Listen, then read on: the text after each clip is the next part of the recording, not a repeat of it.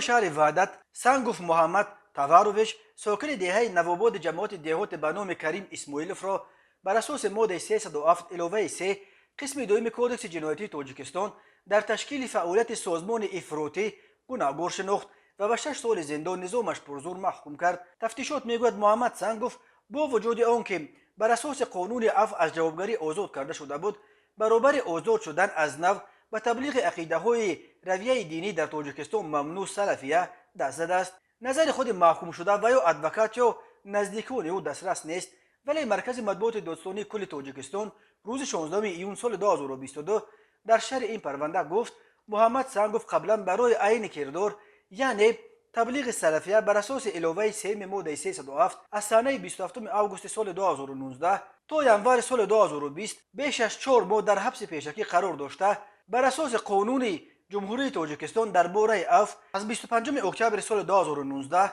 آزاد گردید، ولی از این به خود خلاصه درکاری نبرآورده دیده و دانسته تکرارا دست به صادر نمودن جنایت قصدناک تشکیل فعالیت اکستریمیستی زده است. بنا به مواد پروندهش محمد سنگوف ماه اکتبر سال 2013 با مقصد گرفتن تعلیمات دینی و آگاهی پیدا کردن از رویه سلفیه که با اعلاننامه سود عالی جمهوری تاجیکستان همچون تشکیلات اکستریمیستی اعلان گردیده فعالیتش منع کرده شده است، به جمهوری مصر رفته در دانشگاه هزار شریف داخل گردیده در آنجا تحصیل کرده است. دادستانی میگوید سنگوف بعد از مصر برگشتنش اولهای ماه سپتامبر سال 2019 در تلفن موبیلی خود برنامه اینترنتی تلگرام و واتساپ گشوده خود را در سامانه‌های پرسش و پاسخ نظرت الله ابو مریم و امام ابن باز نامنویس نموده درس‌های پیشوایان این رویه را آموخته به تشکیل فعالیت غیر قانونی رویه سلفیه مشغول شده است. داستانی می افزاید سنگوف با مقصد عملی نمودن قصد جنایتکارانه خود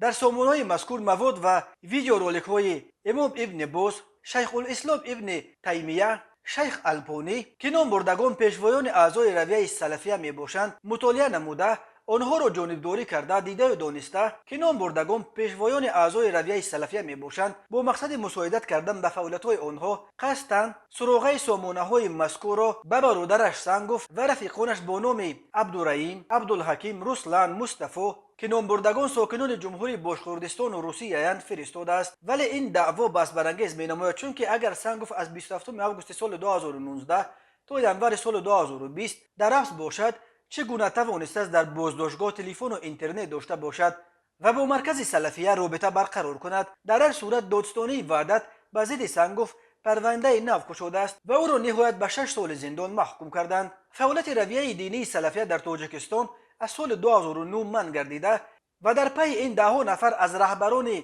پیروان این رویه به زندان انداخته شدند. مقامات از جمله ایشان سراج‌الدین یکی از مبلغان سلفیه را اینک بار دوم زندانی کرده چند سال دومولا محمدی را که یکی از رهبران اول سلفیه های تاجیکستان دانسته میشد نیز به محبس انداختند. دهها نفر از پیروان رویه سلفیه در پی تعقیب و زندانی شدن همسفانش از تاجیکستان فرار کرده قسمی به ترکیه و کشورهای عربی و قسمی به کشورهای اروپایی پناه بردند.